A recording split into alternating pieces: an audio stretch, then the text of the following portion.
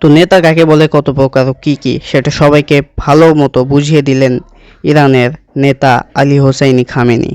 যেখানে বলা হয়েছে মুসলমান মুসলমান ভাই ভাই, কিন্তু এই যুদ্ধে কোনো মুসলমান দেশ, মানে বেশি মুসলমান দেশই তো ইরানকে সাহায্য করছে না। আবার হচ্ছে অন্যান্য যে দেশগুলো আছে, মানে মুসলিমদের ছাড়া, ঠিক আছে, ওগুলা মুসলিম দেশকে সাহায্য করেছে, ঠিক আছে।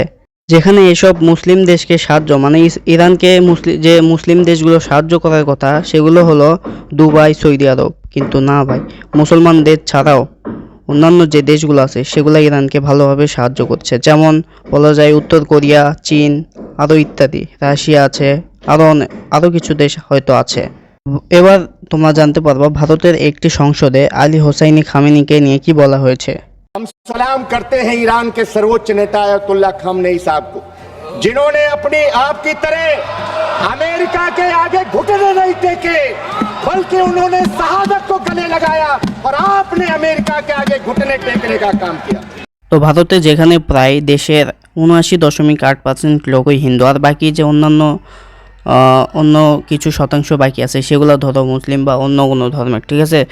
যেখানে ভাই সৌদি আরব, দুবাই, যেখানে ১০০% লোকই খাঁটি মুসলিম, সে দেশগুলো ইরানের পক্ষে না নিয়ে চুপচাপ বসে আছে। ভারতের মতো হিন্দু ধর্মের একটি দেশে যে ইরানের পক্ষে কথা বলছে, এইটুকু কথা বলছে ভাই, এটাই তো অনেক বড়। এবার এখন তোমরা ভারতের আরেকজনের বক্তব্য শোনো। ऐसा प्रधानमंत्री हमारे देश में होना चाहिए जो मरना को वो क्या इनके पास बंकर नहीं था क्या? ये किसी भी विश्व की कंट्री में भाग सकते थे, कहीं भी छुप सकते थे। 4-5 साल बाद मिलते, मार दिए जाते, वो अलग था, लेकिन ये भागे बहादुर।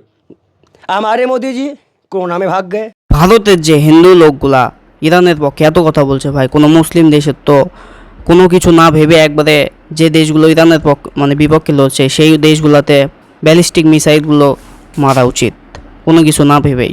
একটা মুসলিম দেশকে অন্য মুসলিম দেশগুলো সাহায্য না করে অন্য ধর্মের যেগুলা দেশ রয়েছে সেগুলা সাহায্য করছে। এটা থেকে ভাই প্রত্যেকটা মুসলিম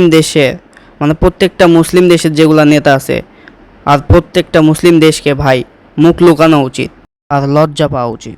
তারা মুসলিম দেশকে তো সাহায্য করছে না ভাই, তারপর আবার হচ্ছে যারা বিপক্ষে যুদ্ধ করছে তাদেরকে সাহায্য করছে।